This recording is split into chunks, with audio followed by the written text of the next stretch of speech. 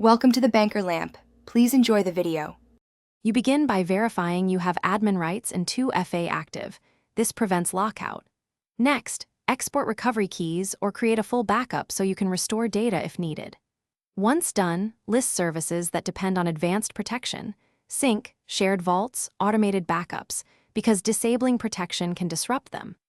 Now open the security settings where advanced data protection lives and locate the toggle or setting group to change. You're ready for the concrete steps. You'll now perform the core action. Go to Account, then Security, then Advanced Data Protection.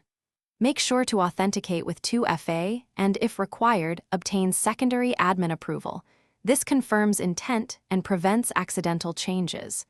Review the on-screen summary of risks and which services will lose enhanced encryption or key management.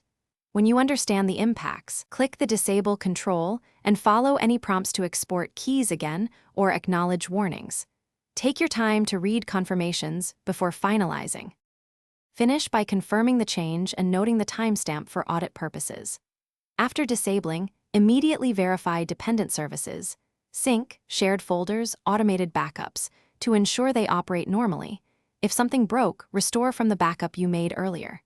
If you encounter an account lockout or access error, use the exported recovery keys or trigger the organization's emergency admin access process.